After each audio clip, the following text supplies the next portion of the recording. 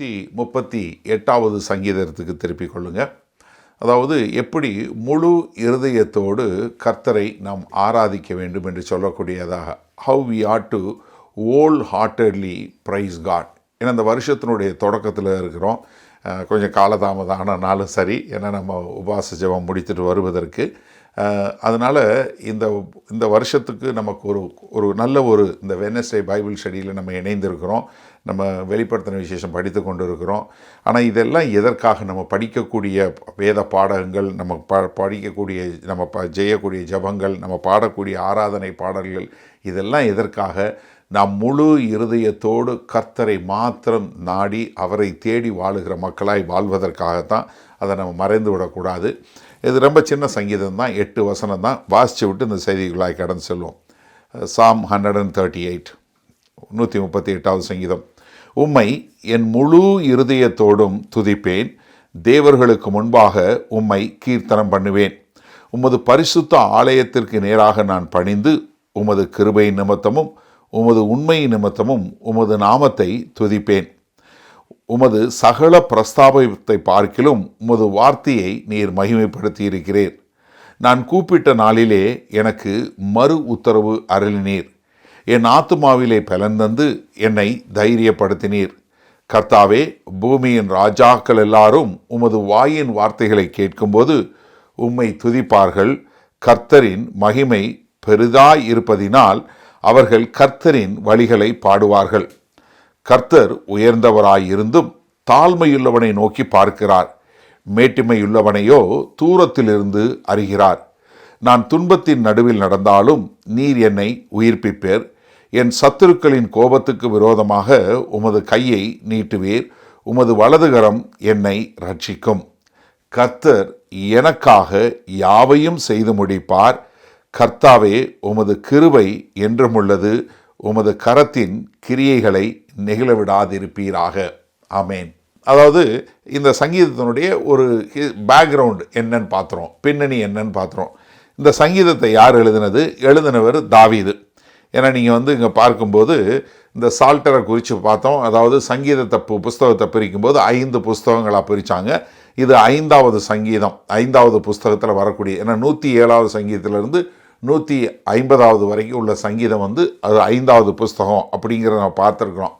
எதற்காக இந்த சங்கீதத்தை பிரிக்கும்போது இந்த தாவீதினுடைய சங்கீதத்தை கொண்டு வந்து வைத்தாங்கன்னு பார்த்தீங்கன்னா, 5வது சங்கீதம் இஸ்ரவேல் தேச மக்கள் பாபிலோனில் சிறைப்பிடித்து போய் திரும்பி வந்ததுனால எப்படி தங்களை தேவன் திரும்ப எடுத்து கட்டினார், அவருக்கு எப்படி நாம் நன்றியுள்ளவர்களாக இருக்கணும், மறுபடியும் தேவன் பேரில் நாம் எப்படி நம்பிக்கை உள்ளவர்களாக இருக்க வேண்டும் என எவ்வளவுதான் பாடுகள் போராட்டங்கள் மத்தியில் போயிட்டு வந்தாலும் நம்ம எப்படி கர்த்தருக்கென்று வாழக்கூடிய மக்களாக இருக்க வேண்டும் என்று சொல்லக்கூடியதாக. ஏன் இது ரொம்ப முக்கியம்னா, தாவீது இங்கே ஒரு தனிப்பட்ட முறையில் அவர் கர்த்தருக்கு ஒரு நன்றி எழுதலோடு இருக்கிறது எப்படி இருக்குன்னா, அது ஒரு வெளியரங்கமாக எல்லாருக்கும் சேர்ந்து துதிக்கக்கூடியதாக இருக்கக்கூடியதா. ஏன்னா இஸ்ரவேல் தேச மக்கள்லாம் எப்படி கர்த்தர் உடன்படிக்கையில் உண்மையுள்ளவராக இருந்து அவர்களை திரும்ப கொண்டு வந்து சேர்த்தார் என்று சொல்லக்கூடிய ஒரு காரியத்துக்காக. சரி, இதில் சரித்திர பின்னணி என்ன அப்படின்னு சொல்லி பார்த்தீங்கன்னா, எல்லா சரித்திரத்துக்கும் ஒரு சில பின்னணி பார்ப்போம். ஆனால் இங்கே தாவீதினுடைய வாழ்க்கையில் எப்போ நடந்ததுங்கிறத நம்மளால் சரியாக சொல்ல முடியல. ஆனால் தாவீது எப்பொழுதுமே அவருக்கு எதிராக ஒரு பலத்த எதிரியை எப்போதுமே சந்தித்து கொண்டே இருந்தார். ஆனால் இங்கே கர்த்தர் அவருடைய ஜெபத்துக்கு பதில் கொடுத்ததை பார்க்குறோம். எப்படி கர்த்தர் எனக்கு விடுதலை கொடுத்து தன்னை எப்படி பலப்படுத்தினார் என்று சொல்லக்கூடியதாக. தேசங்கள் மற்ற ராஜாக்கள் எல்லாருமே எப்படி கர்த்தருடைய கரம் அவரோட இருந்து கிரியை செய்தது என்று காணக்கூடியதாக. அப்போ தாவீதினுடைய வாழ்க்கையில் பார்க்கும்போது தாவீது இந்த மாதிரி நிறையா போராட்டங்களில் போனதை பார்க்குறோம்.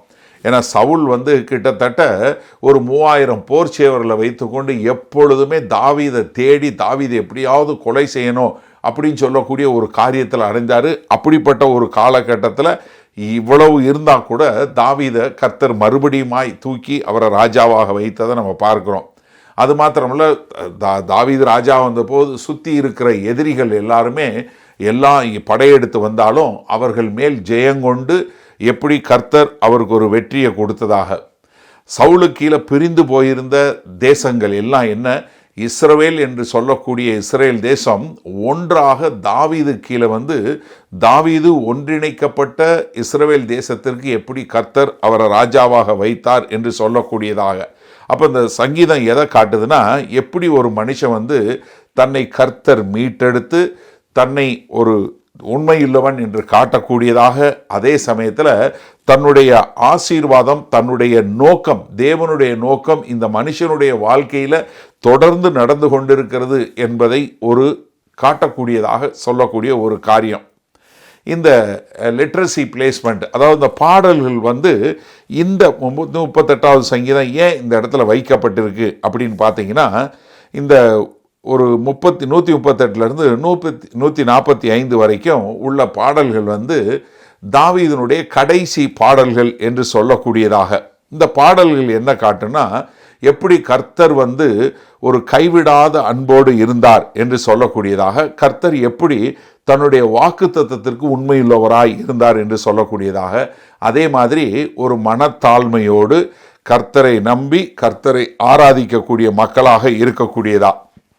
இப்படி வந்து இந்த 145 வரைக்கும் இந்த சங்கீதம் அப்படி கொஞ்சம் கொஞ்சமாக அப்படி இந்த டெம்போ அப்படியே மேலே போய்கிட்டே இருக்கும்போது இது வந்து ஆரோகண சங்கீதம் என்று சொல்லக்கூடிய ஒரு காரியம்.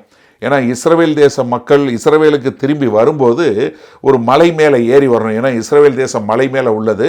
அப்போ அவங்க மலையில் ஏறி வரும்போது அவங்களுக்கு கொஞ்சம் கொஞ்சமாக அந்த பீட்டு கூடிக்கிட்டே வந்து கடைசியாக பார்த்தீங்கன்னா 146 அப்படி 150க்கு வரும்போது கர்த்தரை அப்படி முழுமையாக துதிக்கக்கூடிய ஒரு காரியமாக வரக்கூடிய காரியத்தை, அதான் கிளைமேக்ஸ் மாதிரி. 150வது சங்கீதம் நீங்கள் பாடிச்சிருக்கோம், நாசியிலே சுவாசமுள்ள யாவரும் கர்த்தரை துதிப்பார்களாக அப்படின்னு சொல்லி அப்படி ஒரு கிளைமேக்ஸை கொண்டு போய் முடிக்கிறதுக்கு இந்த 138வது சங்கீதம் தான் முதல் வாசல் திறக்கக்கூடியதாக இருக்கக்கூடிய ஒரு காரியத்தை பார்க்கணும். இதில் தியாலஜிக்கல் தீம்ஸ் என்ன இருக்குன்னு பார்த்தீங்கன்னா, முதலாவது முழு இருதயத்தோடு ஆராதிக்கக்கூடிய ஒரு காரியம். ரெண்டாவது என்ன, தேவன் தம்முடைய வார்த்தையை எல்லாவற்றிற்கு மேலாக உயர்த்தி வைத்திருக்கிறார்.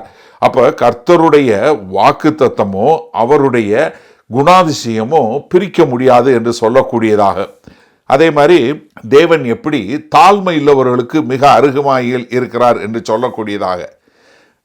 நாலாவதாக, யாரெல்லாம் பாடுகளில் இருக்கிறாங்களோ அவங்களுக்கு வந்து கர்த்தர் எவ்வளவு உண்மையுள்ளவராய் இருக்கிறார். ஏன்னா அவங்க வந்து தாவீதுங்க வந்து என்ன பண்ணுறாரு, இவ்வளவுக்கு மத்தியில் கர்த்தர் எப்படி தன்னை பலப்படுத்தினார் என்று சொல்லக்கூடியதாக. அதே மாதிரி ஐந்தாவதாக, கர்த்தருடைய நோக்கத்திற்கு அவர் எவ்வளவாக ஒப்பு கொடுக்கப்பட்டவராய் இருக்கிறார். கர்த்தர் எனக்காக யாவையும் செய்து முடிப்பார் என்று சொல்லக்கூடியதாக. இந்த ஸ்ட்ரக்சர் எப்படின்னு பார்த்தீங்கன்னா, முதல் 2 வசனங்கள் வந்து ஒரு தனிப்பட்ட மனிதனுடைய துதி என்று சொல்லக்கூடியதாக. தாவீது முழு மனதோடு ஆண்டவருக்கு நன்றி அறிதல் உள்ளவராய் கர்த்தருடைய குணாதிசயத்தையும் கர்த்தருடைய வார்த்தையும் துதிக்கக்கூடிய ஒரு மனுஷனாக இருக்கிறத பார்க்கிறது. 3வது வசனத்தில் 6வது வசனம் வரைக்கும் கர்த்தர் செய்த உதவியை சாட்சியாக சொல்லக்கூடியது. ஏன்னா தாவீது எங்கெல்லாம் போனார், அப்போ எப்படி கர்த்தர் அவருக்கு உதவி செய்யக்கூடியவராய் இருந்து தன்னை பலப்படுத்தினார் என்று சொல்லக்கூடியதாக. கடைசியாக 3வதாக என்ன பார்க்கிறோம், கர்த்தருடைய உண்மைத்தன்மை எப்படி எதிர்காலத்திற்கும் இருக்கக்கூடியதாக இருக்கிறது என்று சொல்லக்கூடிய 7வது 8வது வசனம். அப்போ என்ன ஆகுது, இந்த இது வந்து எப்படி பார்த்தீங்கன்னா, இந்த நிறைய விசுவாசிகள் போகக்கூடிய பாதையில் கர்த்தரை துதிக்கிறாங்க, ஒரு சாட்சி உண்டாகுது, அதற்கு பின்பாக அவரை நம்பி முழுமையாக வாழக்கூடிய ஒரு காரியம் என்று சொல்லக்கூடியதாக. லிட்டர்ஜிகள் பார்த்தீங்கன்னா, இந்த யூத கலாச்சாரத்திலையும் கிறிஸ்டியத்துலேயும் இந்த 138வது சங்கீதத்தை வந்து என்ன ஒரு நன்றி அறிதலுடைய ஒரு சங்கீதம், கர்த்தர் மேலே திரும்பவும் வரக்கூடிய ஒரு நம்பிக்கை என்று சொல்லக்கூடியதாக. அதே மாதிரி ஒரு நிமிஷம் பின்னோக்கி திரும்பி பார்த்து கர்த்தர் செய்த விடுதலையை நினைக்கக்கூடியதாக. கடைசியாக எப்படி கர்த்தர் எனக்கு செஞ்சதுனால நான் என்னைய அர்ப்பணித்து நான் மறுபடியுமாய் அவருக்கு என்னை ஒப்பு கொடுக்கிறேன் என்று சொல்லக்கூடியதாக. அப்போ இது வந்து இதில் உள்ள வந்து சொற்கள் வந்து ஒரு தனிப்பட்ட மனிதனாக இருந்தால் கூட எல்லாருக்கும் அது ஒப்பு போகக்கூடியதாக. இப்போ இது என்னென்னா, இதனுடைய பேக்ரவுண்டை பார்க்கும்போது இது எப்படி உண்டாகுதுன்னா, தாவீது வந்து இப்போ கர்த்தரை வந்து துதிக்கிறாரு எப்போ அவருக்கு விடுதலை வந்தது பிரகாரம். ஆனால் அவருடைய நன்றி எறிதல் வந்து என்னவா இல்லை, தனிப்பட்டதா இல்லை, மாறாக எல்லாருக்கும் வெளியரங்கமாக இருக்கக்கூடியதாக. அவருடைய சாட்சி என்ன பண்ணுது, தேசங்களையும் தலைவர்களையும் கர்த்தரை ஆராதிப்பதற்கு ஒரு உந்துகோலாய் இருக்கக்கூடிய ஒரு காரியத்தை நம்ம பார்க்கிறோம். அதே மாதிரி தாவீதனுடைய திட நம்பிக்கை, கர்த்தர் எதிர்காலத்தில் என்ன எல்லாவற்றையும் பலப்படுத்தி அவரை விசுவாசிக்கிறவர்களுக்கு கர்த்தர் எல்லாத்தையும் செய்து கொடுப்பார் என்று சொல்லக்கூடியதாக. அப்போ 138வது சங்கீதம் நமக்கு எப்படி ஒரு அழகாக ஒரு மாடலாக இருக்குன்னா, முதல்ல ஒரு நன்றியோடு துதிக்கக்கூடிய ஒரு காரியம், ஒரு மனத்தாழ்மையோடு கர்த்தருடைய விடுதலையை ருசிக்கக்கூடியதாக, தைரியமாக தேவனுடைய சாட்சியை சொல்வதற்கும், அது மாத்திரமில்ல இறுதி வரை கர்த்தரை நம்பி வாழ முடியும் என்று சொல்லக்கூடியதாக. அப்போ அந்த தாவீது இங்கே இந்த சங்கீதத்தை எழுதினாலும், ஆனால் அவர் என்ன, அவர் எல்லாம் சுற்றி எந்த ஒரு பிரச்சனையும் இல்லாமல் அவர் பாதுகாப்பாக இருக்கும்போது எழுதலை. ஏன்னா அவர் நான் 7வது வசனத்தில் பார்க்குறோம், அவர் பாடுகளுக்கும் போராட்டங்களுக்கும் மத்தியில் போகும்போதே இதை செய்யக்கூடியதான். அது மாத்திரமல்ல 1வது வசனத்தில் பார்க்குறோம், அங்கே தேவர்களுக்கு முன்பாக அப்படின்னு சொல்ல மொழிபெயர்க்கப்பட்டிருக்கும். நீங்கள் ஆங்கில வேதாகமத்தில் பார்த்தீங்கன்னா காட்ஸுக்கு ஜி சின்ன கேபிட்டல் போட்டிருக்கும். அதாவது அந்த நாட்களில் அங்கே இருந்த வேறு தேவர்களுக்கு மத்தியில், அவங்க எல்லாரும் இருந்த தேவர்களுக்கு மத்தியில் நம்முடைய தேவனை துதிக்கக்கூடியதாக. இதில் என்ன ஒரு தூண்டில் அப்படின்னு பார்த்தீங்கன்னா, எல்லாரும் நீங்கள் யாராக இருந்தாலும் கர்த்தர் உங்களுக்கு விடுதலை கொடுத்த பின்பு கர்த்தரை துதிக்கிறது சாதாரணம். ஆமாம், இப்போ நீங்கள் என்ன பாடுகளில் போராட்டங்கள் மத்தியில் போகிறீங்களோ அதிலிருந்து உங்களுக்கு விடுதலை வந்ததுக்கப்புறம் நீங்கள் கர்த்தரை துதிக்கிறது இட்ஸ் ஃபைன். ஆனால் இங்கே என்னென்னா, அதெல்லாம் வருவதற்கு முன்பாகவே இப்போ தன்னை சுற்றி ஒரு கருமேகம் சூழ்ந்து கொண்டிருந்தாலும் அவருக்கு என்ன இருக்குது, ஒரு சொல்ல முடியாத ஒரு பயங்கரமான தைரியமான நன்றி எழுதல். எப்போ தன்னை சுற்றி அவ்வளவு இருள் சூழ்ந்திருக்கும் போதும் தைரியமாக கர்த்தர் எனக்காக செய்வார் என்று சொல்லக்கூடிய ஒரு பெரிய ஒரு காரியம். அப்போ இதிலிருந்து நம்ம ஒரு தீசிஸ் என்ன கற்றுக்கொள்ள முடியும்னா, ஒரு உண்மையான ஆராதனை என்ன பண்ணுதுன்னா, நம்முடைய கடந்த காலத்தினுடைய காரியத்தை மாற்றுகிறது. அது நம்முடைய நிகழ்காலத்தில் ஒரு பெரிய தாக்கத்தை ஏற்படுத்துது. எதிர்காலத்தில் வாழ்வதற்கு ஒரு நம்பிக்கையை கொடுக்குது. எப்படி நான் ஒரு கர்த்தரை இப்படி ஆராதிக்கும் போது என்னுடைய கடந்த காலத்தில் நடந்தவைகள் எல்லாம் ஒரு புதிய கண்ணோட்டத்தில் நான் காணக்கூடியதாக இருக்கிறது. இப்போ நிகழ்காலத்தில் என்ன பண்ணுறேன், அது என்னுடைய நிகழ்காலத்தை தாக்கம் ஏற்படுத்தக்கூடியதாக. ஏன்னா என்னுடைய கடந்த காலத்தில் நடந்த சம்பவங்கள் எல்லாம் இந்த நிகழ்காலத்தில் ஒரு மாறுதலை கொண்டு வருகிறது. அதனால் எதிர்காலத்தில் என்னுடைய தேவன் எனக்கு கொடுத்த எல்லா காரியங்களையும் நிறைவேற்றுவார் என்று சொல்லக்கூடிய ஒரு திட நம்பிக்கையில் நம்மளை கொண்டு போய் சேர்க்கக்கூடியதாக இருக்கிறது. சரியா? வாங்க இப்போ உள்ளுக்குள்ளே போய் பார்ப்போம். முதலாவது ஒரு தனிப்பட்ட ஒரு ஆராதனை. இதில் என்ன கேட்குறாருன்னா, நீங்கள் ஒரு முழு மனதோடு நீங்கள் கர்த்தரை ஆராதிக்க உங்களை ஒப்பு கொடுக்க வேண்டும் என்று சொல்லக்கூடியதான். மறுபடியும் முதல் 3 வசனங்கள் பாருங்கள். உம்மை என் முழு இருதயத்தோடும் துதிப்பேன். எப்படி? முழு இருதயத்தோடும் துதிப்பேன்.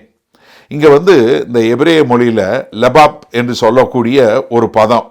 இது என்னென்னா, நம்முடைய விருப்பம், நம்முடைய எமோஷன், நம்முடைய இன்டலெக்ட், வில், இன்டலெக்ட், எமோஷன், இந்த 3ஐயும் சேர்த்து சொல்லக்கூடிய ஒரு காரியம். ஏன்னா ஒரு உணர்ச்சி பூர்வமாக சொல்வது மாத்திரமல்ல, என்னுடைய சித்தம், அது மாத்திரமல்ல என்னுடைய எண்ணங்களே வரக்கூடிய மாதிரி. அடுத்து என்ன சொல்கிறாரு, தேவர்களுக்கு முன்பாக உம்மை கீர்த்தனம் பண்ணுவேன்.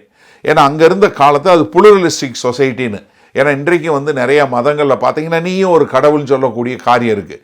அப்போ என்ன, நிறைய கடவுள்கள் இருக்குது அப்படின்னு சொல்லக்கூடிய மத்தியில் இல்லை, அவர்களுக்கெல்லாம் நடுவில் எல்லாவற்றிற்கு மேலாய் நம்ம காண்கிற இந்த பூமி, இது எல்லாவற்றிற்கு மேலாய் என்ன, அவர்தான் தேவன் என்று சொல்லக்கூடியதாக எல்லா கடவுள்களுக்கு முன்பாக உம்மை கீர்த்தனம் பண்ணுவேன். என்ன, எல்லாவற்றிற்கு மேலாக உம்மை கீர்த்தனம் பண்ணுவேன் என்று சொல்லக்கூடியதாக. அப்போ முழு இருதயத்தோடு நான் கர்த்தரை ஆராதிக்க வேண்டும் என்று சொன்னால் அது என்னன்னா, என்னுடைய வாழ்க்கை முழுவதுமாக கர்த்தருக்கு ஒப்பு கொடுக்கப்பட்டதாக இருக்க வேண்டும்.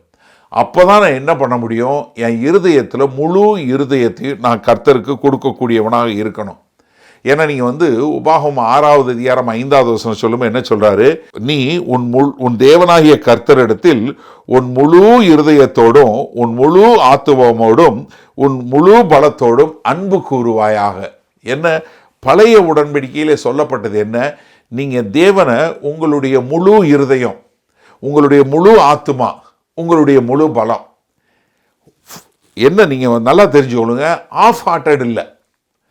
இது மிகவும் முக்கியமான ஒரு காரியம். இந்த புது வருஷத்தில் நம்ம இருக்கிறோம். இந்த புது வருஷத்தில் நம்ம என்ன செய்யணும்னா, நம்மளுடைய முழு இருதயமோ நம்மளுடைய முழு ஆத்துமாவும் நம்முடைய முழு பலமோ தேவன் பேரில் அன்பு கூர்ந்து தேவனை ஆராதிக்கிறதா இருக்கணுமே ஒழிய, மாறாக ஒரு ஆஃப் ஹார்ட்டட், ஒரு பாதி இங்கே பாதி அங்கே அப்படி இருக்க முடியாது, இருக்கவும் கூடாது. ஏன்னா உங்களுடைய இருதயத்தை தேவனுக்கு முழுமையாக அன்பு செலுத்தக்கூடிய ஒரு மக்களாக இருக்க வேண்டும். இதைத்தான் கர்த்தர் நம்மகிட்ட விரும்புகிறாரு. அதனால தான் என்ன சொல்கிறாரு, நீ முழு இருதயத்தோடும் நீ என்ன பண்ணு, நீ கர்த்தரை ஆராதிக்கக்கூடியவனாக. அதனால தான் 2வது வசனம் சொல்லும் என்ன சொல்கிறாரு, உமது பரிசுத்த ஆலயத்திற்கு நேராக நான் பணிந்து உமது கிருபை நிமித்தமும் உண்மை நிமித்தமும் உமது நாமத்தை துதிப்பேன். அப்போ என்ன, நான் ஆவியோடும் உண்மையோடும் உம்மை துதிப்பேன் என்று சொல்லக்கூடியதாக.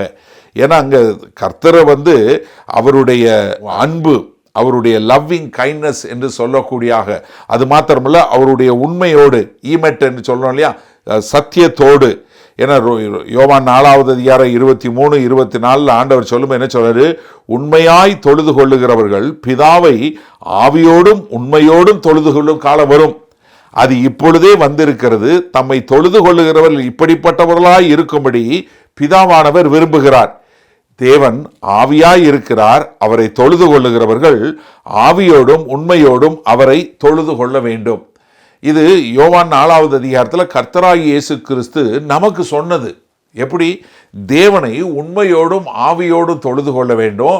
அப்படிப்பட்ட ஒரு காலம் வரும்போது இந்த காலம் இப்போ வந்திருக்கு. அதனால் அவரை தொழுது கொள்ளுகிறவர்கள் எப்படி ஆவியோடும் உண்மையோடும் தொழுது கொள்ள வேண்டும். தாவீது 138வது சங்கீதத்தில் சொல்கிறாரு, ஆண்டவரே நான் என்ன பண்ணுவேன், உம்மை என்ன நான் பணிந்து உமது கிருபை நிமித்தம் உமது உண்மை நிமித்தம் உமது நாமத்தை துதிப்பேன். அடுத்து என்ன சொல்கிறாரு, உமது சகல பிரஸ்தாபத்தை பார்க்கிலும் உமது வார்த்தையை நீர் மகிமைப்படுத்தி இருக்கிறீர். கர்த்தர் படைத்த எல்லா காரியமும் நீங்கள் யோசிச்சு பாருங்க. நம்ம பார்க்கிற மலைகள், நம்ம பார்க்கிற அருவி, நம்ம பார்க்கிற சமுத்திரம், அதாவது நம்மளால் விவரிக்க முடியாத அற்புதமான காரியங்கள், நம்முடைய கண்கள் அப்படியே கொள்ளை கொண்டு போகக்கூடிய அநேக காட்சிகள் நம்ம பார்க்கிறோம். அவ்வளவு ஒரு அருமையான காட்சிகள், அவ்வளவு ஒரு பனிப்பொழிவை பார்க்கிறோம், இல்லை மலைகளை பார்க்கிறோம், நதிகளை பார்க்கிறோம், அருவிகளை பார்க்கிறோம். அதாவது நம்ம இது ஸ்பெக்டாகுலர், இந்த மாதிரி இருக்கவே இருக்காது, ஐயோ இது இந்த மாதிரி அப்படின்னு சொல்லக்கூடிய நம்முடைய வார்த்தையில் விவரிக்க முடியாத அநேக அற்புதங்களை நம்ம பார்க்கிறோம். ஆனால் அது எல்லாவற்றை பார்க்கலாம், தம்முடைய பிரஸ்தாபங்கள் எல்லாவற்றை பார்க்கலாம். நம்ம படைத்த பூமியை மட்டுமே நம்ம அதை சொல்கிறோம். நம்ம இருக்கிற கோள்கள் நீங்கள் யோசிச்சு பாருங்க, நம்ம இருக்கிற இந்த 400 பில்லியன் கேலக்சி, அதாவது நம்மளால் எண்ணி பார்க்க முடியாத அத்தனை கோட்களை படைத்து அது எல்லாம் சுற்றி வரக்கூடியதாக சூரியன், சந்திரன், இப்படி எத்தனையோ பிரஸ்தாபங்கள் எவ்வளவோ கர்த்தர் உருவாக்கினார். இந்த பூமியை 6 நாளில் உருவாக்கினார். இதெல்லாவற்றை காட்டிலும் என்ன பண்ணுறாரு, தம்முடைய வார்த்தையை எல்லாவற்றிற்கு மேலாய் மகிமைப்படுத்தி வைத்திருக்கிறார். 119வது சங்கீதம் 89வது வசனம் சொல்லுது, கர்த்தாவே உமது வசனம் என்றென்றைக்கும் வானங்களில் நிலைத்திருக்கிறது. அப்போ என்னன்னா, கர்த்தர் அவருடைய வார்த்தையை எல்லாவற்றுக்கு மேலே உயர்த்தி வைத்திருக்கிறாரு. என்ன காரணம், அது அவருடைய நாமத்தை குறிக்கக்கூடியது. அது அவருடைய வாக்கு தத்தத்தையும் அவருடைய குணாதிசயத்தையும் வெளிப்படுத்தக்கூடியதாக இருக்கிறது. அடுத்து என்ன சொல்றாரு 3வது வசனத்தில், நான் கூப்பிட்ட நாளிலே எனக்கு மறு உத்தரவு அருளினீர், என் ஆத்துமாவிலே பலன் தந்து என்னை தைரியப்படுத்தினீர். நல்லா தெரிஞ்சு கொள்ளுங்க, நம்ம ஆராதிக்கிற தேவனுக்கும் மற்ற தேவர்களுக்கும் உள்ள வித்தியாசம் தாங்க. நம்ம ஆராதிக்கிற தேவன் நம்முடைய ஜெபத்தை கேட்கிற தேவன், நம்மை காண்கிற தேவன், நம்முடைய ஜெபங்களுக்கு பதில் கொடுக்கிற தேவன். அதுதான் ரொம்ப முக்கியமான காரியம். என்ன, கர்த்தர் என்னுடைய ஜெபத்துக்கு பதில் கொடுக்கிறார். நீங்கள் ரொம்ப பாதாளம் பரலோகம் அப்படின்னு சொல்லி ரொம்ப தூரமாலாம் இல்லைங்க, அருமையாக மெதுவாக கூப்பிட்டாலே போதும். ஏன்னா ஒரு சிலர் ஆண்டவரே அப்படின்னு கூப்பிடுவாங்க. ஒன்றும் இல்லை, நீங்கள் மெதுவாக அழகாக கூப்பிட்டீங்கன்னா உங்கள் ஜெபத்தை எங்கும் நிறைந்திருக்கிற, எங்கும் வியாபித்திருக்கிற தேவன் என்ன பண்ணுவார், உங்களுடைய ஜெபத்தை கேட்கக்கூடிய தேவன். ஏன்னா சில நேரங்களில் வார்த்தை தேவையில்லை தெரியுமா? சில நேரங்களில் நீங்கள் அவருடைய பார்வையை பார்த்து அவரோட திளைத்திருக்கும்போது என்ன, கர்த்தருக்குள் மனமகிழ்ச்சியாயிரு, அப்போது அவர் உன் இருதயத்தின் வாஞ்சைகளை நிறைய பண்ணக்கூடிய தேவன். அப்போ என்ன, சில நேரங்களில் நீங்கள் வார்த்தையில் கூட சொல்ல தேவையில்லைங்க, உங்களுடைய இருதயத்தின் வாஞ்சையை நிறைவேற்றக்கூடிய தேவன். அப்போ என்ன, நீங்கள் அவரோட நடக்கக்கூடியதா, அவர் தூரமாக இல்லை, உங்கள் பக்கத்தில் இருக்கிறார், நீங்கள் அவரோட பேசக்கூடியதா.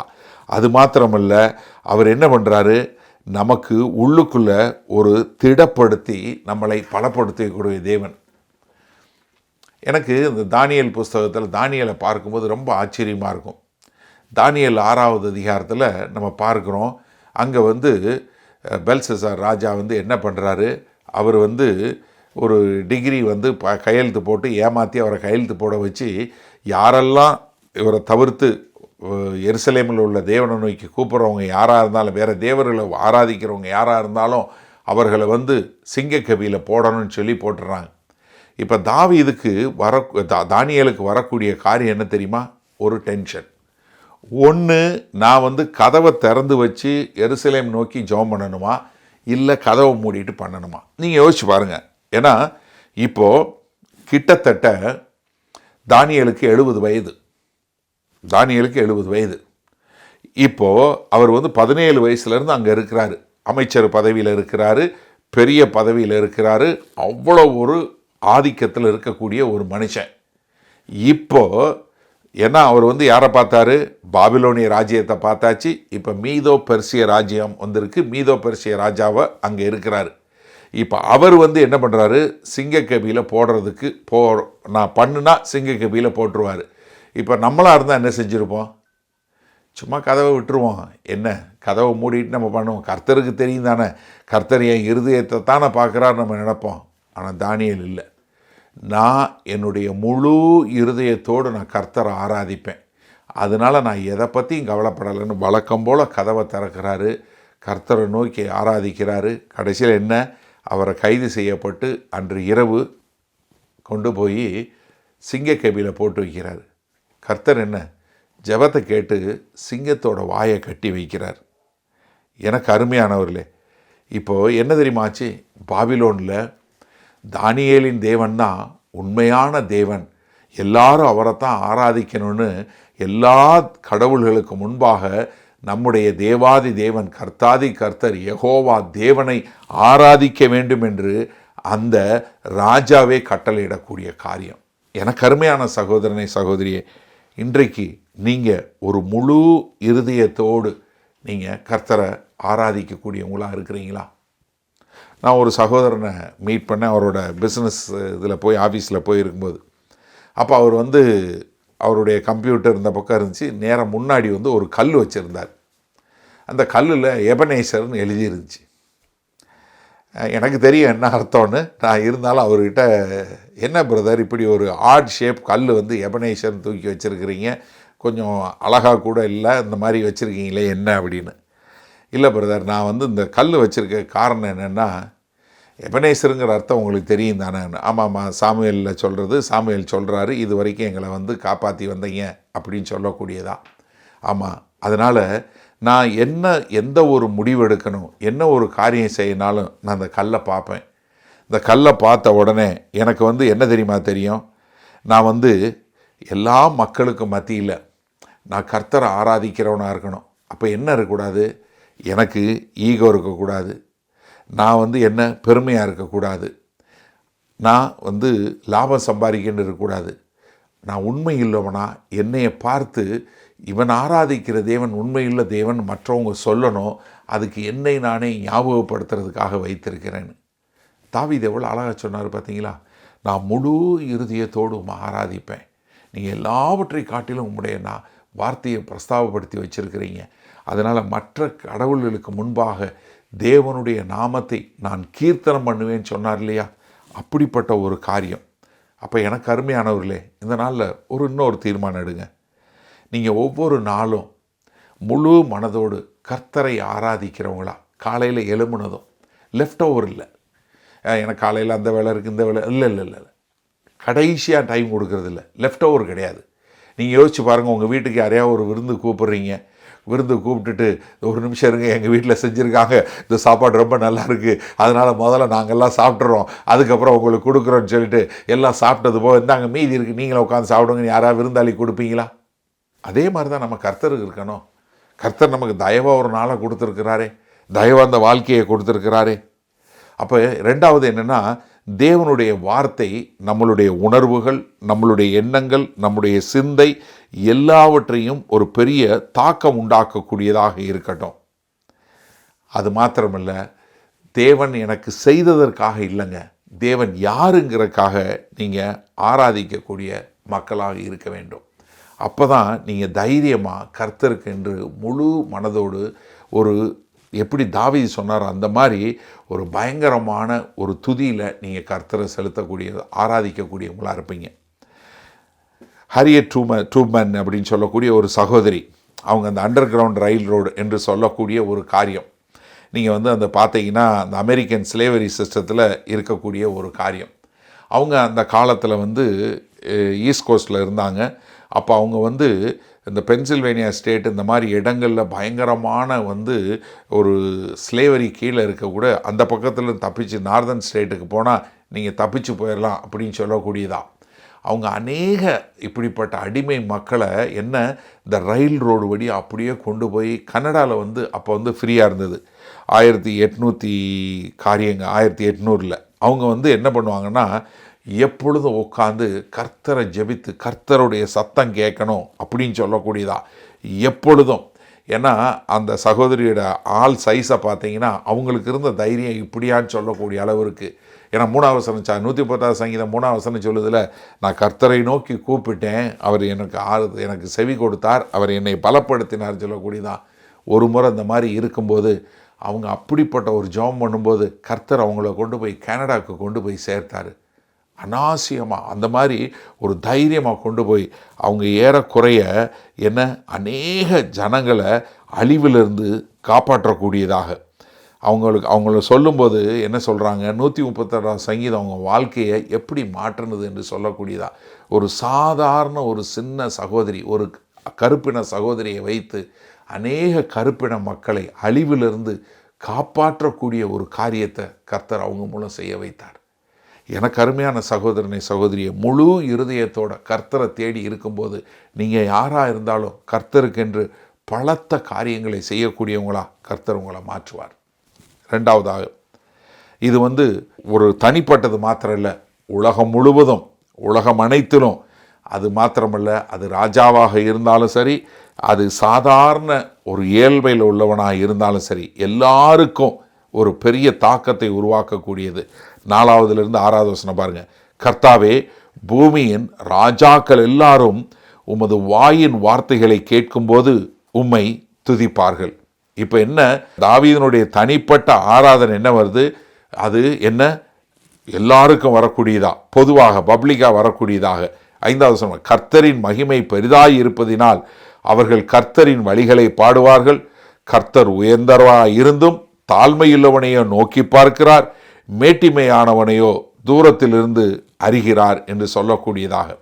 அப்போ ஒரு பெரிய ஒரு பெருமையானவனை நம்ம சொசைட்டியில் பெருசால் நினைக்கிறவங்கள இல்லை. கர்த்தர் யார்? ஒரு தாழ்மை உள்ளவனை எடுத்துக்கொள்ளக்கூடியதாக. அப்போ நீங்கள் கர்த்தர் உயர்த்தப்படக்கூடியவரா? அது ஆனால் அதை உயர்த்தப்பட்டவர், ஆனாலும் அவர் என்ன பண்ணுறாரு? தாழ்ந்தவனை தேடக்கூடியவராக இருக்கிறாரு. ஆனால் பெருமை உள்ளவர்கள் அவருக்கு தூரம் உள்ளவங்களாக இருக்கிறாங்க. தேவனுடைய வார்த்தை என்ன பண்ணும்? சகல தேசங்களுக்கும் செல்லக்கூடியதாக. அப்போ எல்லா ராஜாக்களும் எல்லா ஆளுகை செய்கிறவங்களும் என்ன, கர்த்தர் யார், அவருடைய பெருமை என்ன, அவர் எவ்வளவு பெரியவர் என்று புகழக்கூடியதாக. அப்போ கர்த்தருடைய வார்த்தை எங்கெல்லாம் பிரசங்கிக்கப்படுதோ அங்கே தேவனுக்கு ஆராதனை உண்டாகும் என்று சொல்லக்கூடியதாக.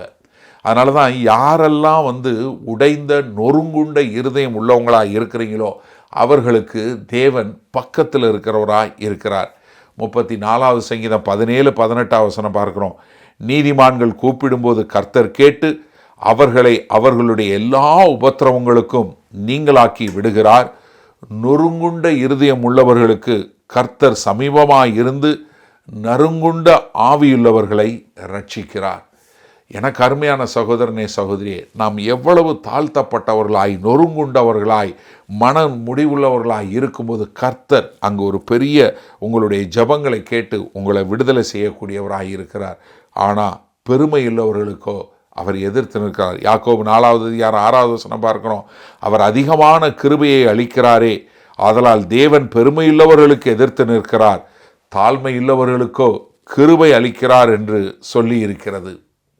அப்போ என்ன, கர்த்தர் யார் நொறுங்குண்டவங்களாக இருக்கிறாங்களோ அவர்களோடு இருந்து வாசம் பண்ணக்கூடிய தேவனாக இருக்கிறார். ஏசாயா 57:15 வசனம், இதை நீங்கள் பாடலாம் நிறையா பாடியிருப்பீங்க. நித்திய வாசியும் பரிசுத்தர் என்கிற நாமமும் உள்ளவரும் ஆகிய மகத்துவமும் உன்னதமானவர் சொல்லுகிறார். என்ன சொல்கிறாரு? உன்னதத்திலும் பரிசுத்த ஸ்தலத்திலும் வாசம் பண்ணுகிற நான் பணிந்தவர்களின் ஆவியை உயிர்ப்பிக்கிறதற்கும் நொறுங்கினவர்களின் இருதயத்தை உயிர்ப்பிக்கிறதற்கும் நொறுங்குண்டு பணிந்த ஆவியுள்ளவர்களிடத்திலும் வாசம் பண்ணுகிறேன். அப்போ என்ன, நீங்கள் எங்கே இருந்தாலும் கர்த்தருக்கு தாழ்மையாக இருக்கும்போது அவர் உங்களுக்கு சமீபமாய் இருக்கிறார். 22வது சங்கீதம் 27வது வசனம் பார்க்கிறோம். பூமியின் எல்லைகளெல்லாம் நினைவு கூர்ந்து கர்த்தரிடத்தில் திரும்பும், ஜாதிகளுடைய சந்ததிகளெல்லாம் உமது சமூகத்தில் தொழுது கொள்ளும். எல்லா தேசங்களும் எல்லா மக்களும் எல்லா விதமான மக்களும் கர்த்தரை தொழுது கொள்ளக்கூடிய மக்களாக கர்த்தராகிய இயேசு கிறிஸ்து என்ன நொறுங்குண்ட இருதயம் உள்ளவர்களுக்கு ஏசாயா சொன்ன தீர்க்கதரிசனம் எடுத்து லூக்கா 4வது அதிகாரத்தில் சொல்றார் இல்லையா, தேவ ஆவியானவர் என்மேல் இருக்கிறார், என்ன தரித்திரருக்கு சுவிசேஷத்தை பிரசங்கிக்கவும் நொறுங்குண்டவர்களுக்கு அவர் சொல்லக்கூடிய காரியம் என்ன, கர்த்தர் மனதுருக்கம் உள்ளவர்களாய் அவர் ஒவ்வொருத்தரையும் சந்திக்கக்கூடிய ஒரு காரியத்தை பார்க்கிறோம். அதனால தான் பிலிப்பியர் 2வது அதிகாரம் 10வது 11வது வசனத்தில் பார்க்கிறோம். இயேசுவின் நாமத்தில் வானதர் பூலதத்தோர் பூமியின் கீழானுடைய முழங்கால்கள் யாவும் முடங்கும்படிக்கு பிதாவாகிய தேவனுக்கு மகிமையாக இயேசு கிறிஸ்துவே கர்த்தர் என்று நாவுகள் யாவும் அறிக்கை பண்ணும்படிக்கு எல்லா நாமத்திற்கும் மேலான நாமத்தை அவருக்கு தந்தருளினார் என்று சொல்லக்கூடியதா. எல்லா முழங்கால்களும் மடங்கும். அது மாத்திரமல்ல, ஒரு நாள் நம்ம பார்ப்போம், எல்லா தேசங்கள் எல்லா ராஜாக்கள் எல்லா தேசங்கள் எல்லா பாசைக்காரர் எல்லா கோத்திரரும் கர்த்தருக்கு முன்பாக கர்த்தரை ஆராதிக்கக்கூடியது. நம்ம வெளிப்படுத்தின விசேஷம் பைபிள் ஸ்டடி படித்து கொண்டிருக்கோம். 7வது அதிகாரம் படித்தோம். 7வது அதிகாரம் 9வது வசனம் என்ன, இவைகளுக்கு பின்பு நான் பார்த்தபோது இதோ சகல ஜாதிகளிலும் கோத்திரங்களிலும் ஜனங்களிலும் பாசைக்காரிலிருந்து வந்ததும் ஒருவனும் என்ன கூடாததுமான திரளான கூட்டமாகிய ஜனங்கள், அவங்க எல்லாம் வெள்ளை அங்கிகளை தரித்து தங்கள் கைகளில் குருத்தோலைகளை பிடித்து சிங்காசனத்திற்கு முன்பாகவும் ஆட்டுக்குட்டியானவருக்கு முன்பாகவும் நிற்க கண்டேன். எனக்கு அருமையானவர்களே, இதைத்தான் கர்த்தர் செய்ய போகிறார். அப்போ என்ன, நீங்கள் இன்னைக்கு என்ன இருந்தாலும் சரி, நான் ஒரு பலம் இல்லாதவன் அண்ணே, எனக்கு அப்படிப்பட்ட ஒரு காரியம் இல்லை, நான் அவ்வளோ ஒரு பலமானவன் இல்லை, என்கிட்ட அவ்வளோ செல்வாக்கு இல்லை, நான் ஒன்றுமே இல்லாதவனா, நீங்கள் தான் ஆள் வேணும் ஆண்டவருக்கு. நீங்கள் எனக்கு தகுதியே இல்லைங்கிறீங்களா, அதுதான் முதல் தகுதி கர்த்தர்கிட்ட வருவதற்கு. நம்ம கிதியோனை பார்க்குறோம். நியாயாதிபதிகள் புஸ்தகம் 6வது அதிகாரத்தில் அவர் என்ன எதிரிகளுக்கு பயந்து என்ன பண்ணுறாரு, திராட்சை தோட்டத்தில் உள்ள திராட்சை ஆலையில் கொண்டு போய் கோதுமை அடிச்சுக்கிட்டு இருக்கிறார். ஏன்னா களத்தில் கோதுமை அடித்தா எதிரி பிடுங்கிட்டு போயிடுவான்னு பயந்து போய் உள்ளுக்குள்ளே என்ன திராட்சை ஆலை மிதிக்கிற ஆலைக்குள்ளே உட்காந்து கோதுமை அடிச்சுக்கிட்டு இருக்கார் பயந்தவர். அவரை பார்த்து ஆண்டவர் என்ன சொல்கிறாரு, எப்பா பலசாலியே பராக்கிரமசாலியே, நீ எந்திரி, நீ தான் செய்ய போகிற அப்படின்னு சொல்லக்கூடியதா. அப்போ நீங்கள் யோசிச்சு பாருங்கள், கர்த்தருடைய நோக்கம் எப்படி. நீங்கள் நம்மளாக இருந்தால் என்ன செஞ்சுருப்போம், இப்போ மீதியான் இருக்கான், மீதியானரில் அடிக்கிறதுக்கு யாரா நல்ல ஆஜானு பாகுவா இருக்கான், எவன் வந்து நல்ல திடகாத்திரமாக இருப்பான், ஆண்டவர் பார்க்குறாரு. ஒளிஞ்சிக்கிட்டு இருக்கான் பாரு ஒருத்தன், நீ வாடா. ஏன்னா அவன் முழு மனதோடு வந்து நான் சொல்கிறத செய்வான்னு சொல்லி அவனை கூப்பிட்டு பண்ணக்கூடிய ஒரு காரியம். அப்போ எனக்கு அருமையானவர்களே, நம்ம இந்த நாளில் இந்த 2026 நீங்கள் யார் நொறுங்குண்டவங்க இருக்கிறாங்க நம்ம சபையில், நமக்கு தெரிஞ்சவங்களில் யார் பலவீனமான மக்கள் இருக்கிறாங்க, யார் ரொம்ப கஷ்டப்படுறவங்க இருக்கிறாங்க, யாருக்கு நம்ம வந்து எப்படிப்பட்ட ஒரு பலத்தை கொடுக்க முடியும், எப்படி அவங்கள திடப்படுத்த முடியும் அப்படின்னு பார்க்கக்கூடிய மக்களாக நம்ம வர வேண்டும். அதை செய்யக்கூடிய ஒரு காரியத்தை நம்ம செய்ய, அப்படிப்பட்ட ஒரு மறைந்து போயிருக்கிற மறைவான அப்படிப்பட்ட மக்களுக்கு நம்ம வந்து ஒரு மனதுருக்கம் உள்ளவர்களாய் நம்ம ஒரு இரக்கத்தை காட்டக்கூடிய மக்களாக இருக்க வேண்டும். நான் டாக்டர் பால் ஃப்ராண்டை பற்றி நிறையா நம்மகிட்ட சொல்லியிருக்கிறேன். அவங்க இங்கே வந்து நம்ம இங்கிலாந்தில் வந்து நீங்கள் வந்து பார்த்தீங்கன்னா அவருக்கு வந்து நம்ம ராணியெல்லாம் வந்து அவருக்கு நைட்ஹுட் பட்டம்லாம் கொடுத்துருக்குறாங்க. அவர் வந்து இந்தியாவில் போய் லெப்ரசி ஹோமில் நிறைய வேலை பார்த்தாரு. அதாவது மக்கள் யாருமே வந்து எதுவுமே பண்ணாத ஒரு அன்டச்சபிள்னு சொல்லி யாரும் தீண்டத்தகாதவர்கள் என்று சொல்லக்கூடிய மக்கள் மத்தியில் போய் ஊழியம் பார்த்தாரு. அவரோட புஸ்தகத்தில் ஒரு முறை அவர் எழுதுகிறாரு, அதாவது ஒரு மனுஷன் வந்து ரொம்ப மோசமான நிலைமையில் காயம்பட்டவனாக கிரிப்பிள்டாக அவன் வந்து அப்படி வந்து உட்காந்துருக்கும்போது இவர் என்ன பண்ணுறாரு, அவர் கரத்தை எடுத்து அவனை ரொம்ப மென்மையாக லேசாக அப்படி அழகாக அவனை தொட்டு இது பண்ண உடனே அவன் வந்து அப்படியே அந்த தொடப்பட்ட உடனே அந்த ஆள் வந்து அழுகிறாரு, ஓன்னு அழுகிறாரு. இப்போ அவர் வந்து அந்த டிரான்ஸ்லேட்டர்கிட்ட கேட்குறாரு, எதுக்காக அவர் இவ்வளோ அழுகிறாரு அப்படின்னு சொன்ன உடனே அந்த அழுத மனுஷன் சொன்னான்னா, 20 வருஷமாக என்னை யாருமே தொட்டதில்லைன்னு. சிந்திச்சு பாருங்கள், 20 long years nobody ever touched me. தீண்டத்தகாதவர்கள்னு சொல்லி என்னை ஒதுக்கி வைத்துட்டாங்கன்னு. எனக்கு அருமையான, நீங்கள் யோசிச்சு பாருங்கள், யாருமே என்னை தொடவே இல்லை, ஆனால் நீங்கள் எங்களை மனுஷனாக நினச்சி பண்ணக்கூடியதா. 138 சங்கீதம் 6வது வசனம் தான் சொல்கிறாரு, என்ன கர்த்தர் தாழ்மை உள்ளவர்களுக்கு, இப்படிப்பட்ட ஒரு மக்களுக்கு. அப்போ எனக்கு அருமையானவர்களே, உங்கள் இருதயத்தில் என்னென்ன ஒரு ஆங்ஸைட்டி, என்ன ஒரு இது இருக்கோ அதெல்லாம் நீங்கள் கர்த்தர்கிட்ட கொள்ளுங்க. அவர் அதை கேட்கக்கூடியவராக இருக்கிறாரு. நீங்கள் மனத்தாழ்மையோடு போகும்போது கர்த்தர் என்ன பண்ணுறாரு, உங்களோட இருக்கிறாரு. நீங்கள் பெருமையாக இருக்கும்போது நீங்கள் கர்த்தர் உங்களுக்கு எதிரானவராக மாறுகிறாரு. நீங்கள் எப்போல்லாம் என்னால் ஒன்றுமே செய்ய முடியாதுன்னு நினைக்கிறீங்களோ அப்போல்லாம் கர்த்தர்கிட்ட போங்க. கர்த்தர் தங்களுடைய பலத்தினால் உங்களை பலப்படுத்துவார்.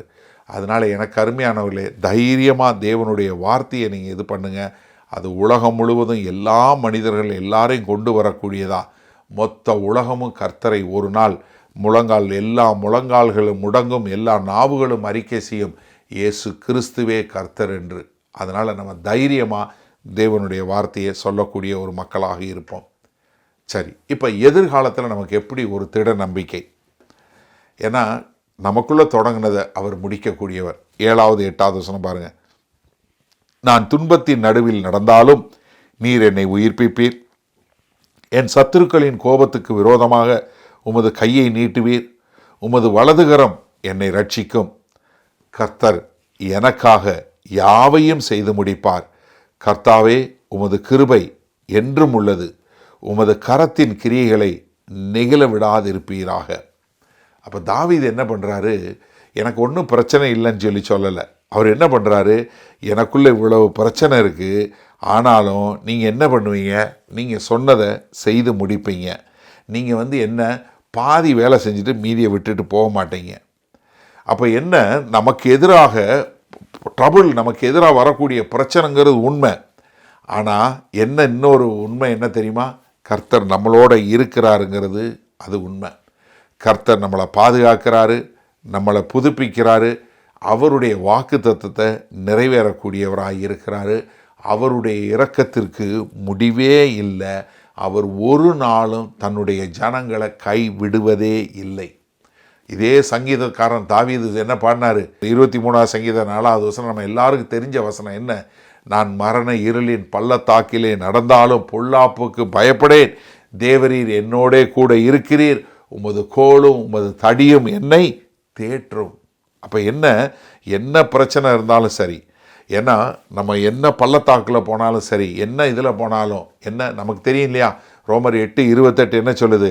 அன்றியும் அவருடைய தீர்மானத்தின்படி அழைக்கப்பட்டவர்களாய் தேவனிடத்தில் அன்பு கூறுகிறவர்களுக்கு சகலமும் நன்மைக்கு ஏதுவாக நடக்கிறது என்று அறிந்திருக்கிறோம். எல்லாவற்றையும் நன்மைக்கு ஏதுவாய் மாற்றக்கூடிய தேவன்.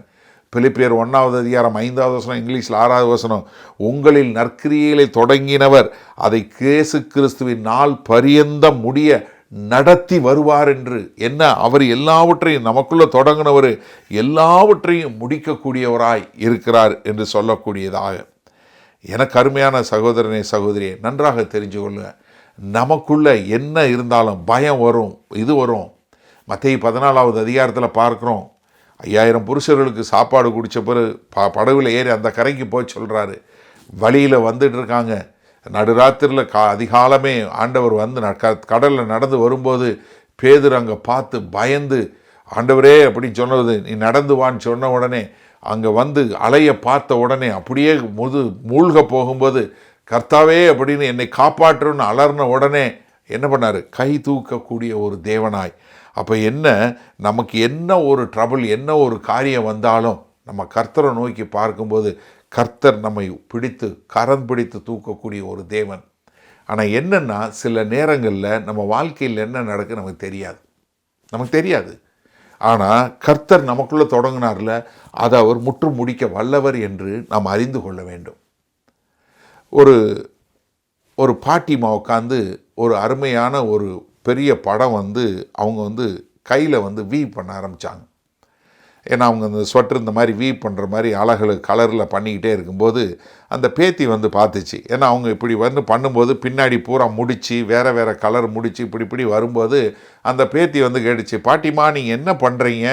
இவ்வளவு அசிங்கமாக இருக்குது, இங்கே முடித்து அங்கே முடித்து, இங்கே ஒரு கலரு அங்கே ஒரு கலரு இங்கே ஒரு கலரு, இது ஒன்றும் நல்லாவே இல்லை, அங்கங்கே இப்படி இருக்குது அப்படின்னு. பாட்டி சிரிச்சுட்டே சொன்னாங்களாம், இல்லைம்மா உனக்கு நீ பார்க்குற பார்வை வேற, நான் பார்க்குற பார்வை வேறன்னு.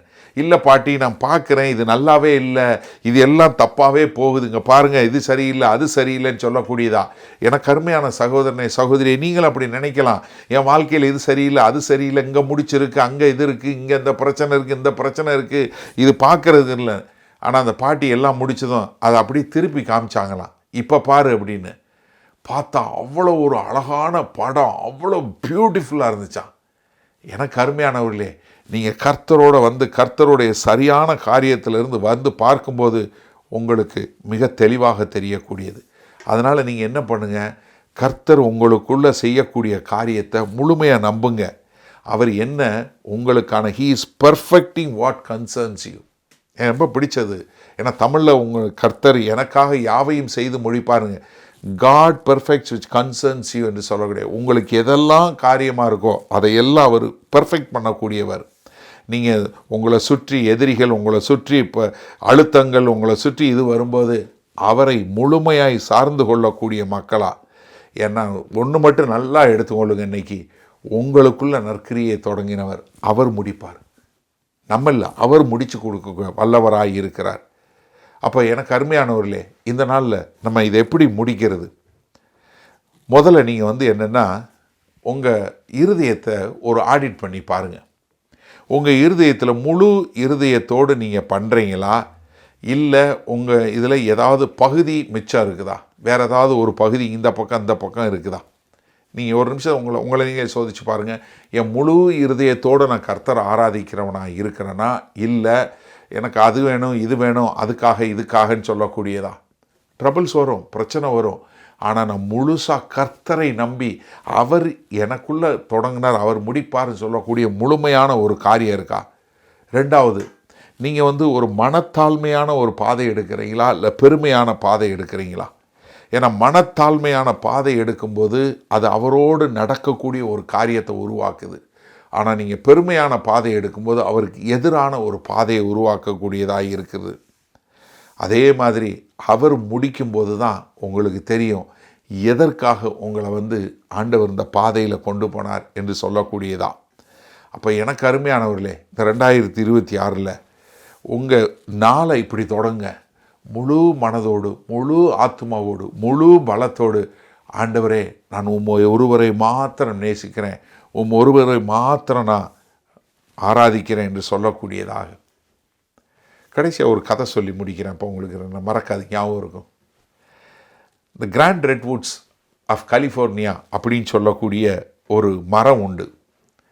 இந்த இது பார்த்தீங்கன்னா இந்த 20ஆவது நூற்றாண்டில் தான் இந்த மரத்தை பற்றி படிக்க ஆரம்பித்தாங்க. இந்த பயாலஜி ஸ்டூடெண்ட்ஸ் எல்லாம் இந்த மரத்தை பற்றி படிக்க ஆரம்பித்தாங்க. இந்த மரம் கிட்டத்தட்ட ஒரு 300 அடி வரைக்கும் உயரம். எவ்வளோ? 300 அடி, கிட்டத்தட்ட 100 மீட்ரு. அந்த அளவுக்கு நல்ல வளர்ந்து இருக்கக்கூடிய ஒரு மரம். இந்த மரம் என்னென்னா, என்ன காற்று அடித்தாலும், என்ன புயல் அடித்தாலும், என்ன அடித்தாலும் இந்த மரம் மட்டும் ஒன்றுமே ஆகாது. மீதி எல்லா மரமும் உளுந்துரும், எல்லாம் ஓடி போகும், எல்லாம் மறந்து போயிடும். இது ஒன்று மட்டும் ஆகவே ஆகாது. அப்போ எல்லாம் என்ன நினச்சாங்க, இந்த மரம் இவ்வளோ ஸ்ட்ராங்காக நிற்கிதுன்னா பயங்கரமாக வேர் விட்டுருச்சுரா. ஏன்னா இது பயங்கரமான ஆழமான வேர் விட்டுருக்கு. அதனால தான் என்ன பண்ணுது, இது என்ன காற்று அடித்தாலும், என்ன புயல் அடித்தாலும் நிற்கிது அப்படின்னு சொல்லிட்டு இதை ஆராய ஆரம்பித்தாங்க. ஆராய்ந்து பார்த்தா அவங்களுக்கு பயங்கரமான ஷாக்கு.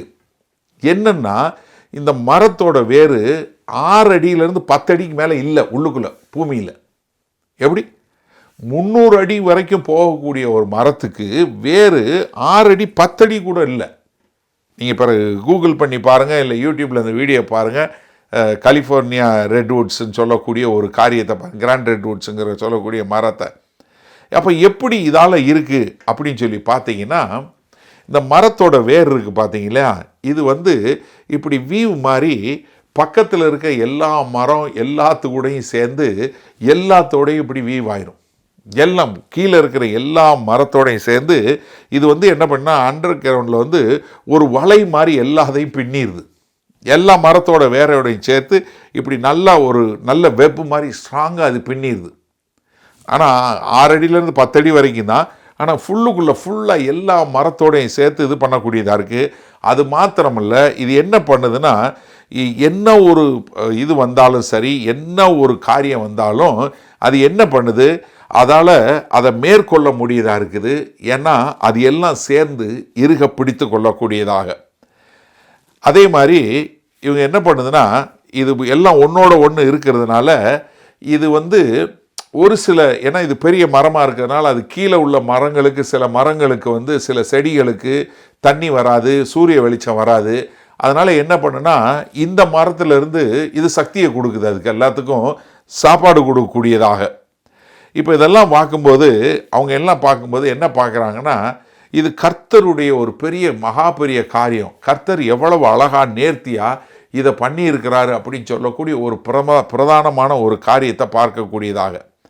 அப்போ எனக்கு அருமையானவர்கள் யோசிச்சு பாருங்கள், எவ்வளவு அழகாக நேர்த்தியாக ஒன்றோடு ஒன்று பிணைந்து இருக்கக்கூடிய ஒரு காரியம். அதனால தான் நம்ம எல்லாருக்குமே ஒரு நல்ல ஃபெல்லோஷிப் அவசியம். நம்ம நல்ல ஒரு கிறிஸ்தவ ஐக்கியம் என்பது மிகவும் அவசியம். நம்ம ஒருவரோடு ஒருத்தர் கீழே போகும்போது இன்னொருத்தவங்க தாங்கி பிடிக்கக்கூடியதா. நம்ம எல்லாம் அப்படி நம்ம கர்த்தரோடு இசைந்து வாழக்கூடிய ஒரு வாழ்க்கை. நாம் தேவனோடு மற்றவர்களோடு சேர்ந்து வாழும்போது நம்முடைய வாழ்க்கையில் நமக்குள் நற்கிரியை தொடங்கின தேவன் முடிக்க வல்லவராய் இருக்கிறார் என்று சொல்லி நாம் முழுமையாக அவரை நம்பி வாழக்கூடிய ஒரு வாழ்க்கை வாழ்கிற மக்களாக இருப்போம். அப்போ எனக்கு அருமையானவர்களே, இன்றைக்கி தாவீது நமக்கு ரொம்ப அருமையான பாடம் எடுத்திருக்கிறாரு. எனக்கு அருமையான சகோதரனே சகோதரியே, இந்த வருஷத்தில் ஒரு முடிவெடுங்க. இன்னையிலேருந்து ஒவ்வொரு நாளும் காலையில் எழும்பின உடனே நான் முழு இருதயத்தோடு முதல்ல, ஆண்டவரே நான் உம்மை ஆராதிக்கிறேன், என்னுடைய துதி கனம் மகிமை எல்லாம் ஒருவருக்கே செலுத்துகிறேன், எல்லாவற்றிற்கு மேலாக ஆண்டவரே எனக்கு எத்தனை பிரச்சனை இருந்தாலும் அதெல்லாம் நான் பார்க்க போகிறதில்ல, முதலாவது நான் உம்மை முழு மனதோடும் முழு ஆத்மாவோடும் முழு பலத்தோடு உம்மை ஆராதிக்கிறவனாய், ஆண்டவரே உமக்கென்று வாழுகிறவனாய் நான் இருதயத்திலிருந்து ஒரு துதி சொல்லும்போது அந்த துதி என்ன பண்ணுகிறது, என்னுடைய கடந்த காலத்தினுடைய காரியத்தை வேறொரு கோணத்தில் பார்க்க வைக்கிறது.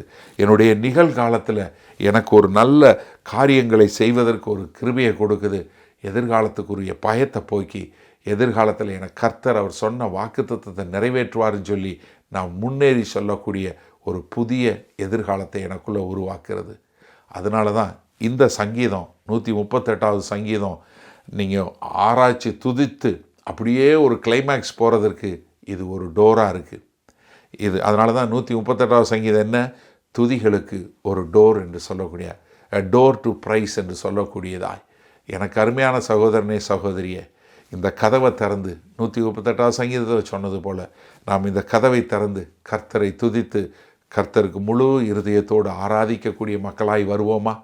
பகுதியாக இல்லை, லெஃப்ட் ஓவர் இல்லை, மிஞ்சி போனதில்லை, கொஞ்சம் இல்லை, முழுமையாக.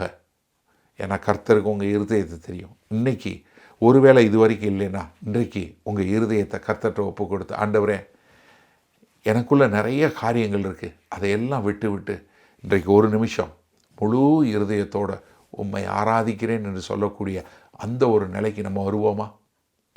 மகா கிருபையும் இரக்கம் நிறைந்த எங்கள் அன்பின் தகப்பனே, கர்த்தாவே இந்த அருமையான நல்ல மாலை வேலைக்காய்மை நன்றியோடு துதிக்கிறோம்.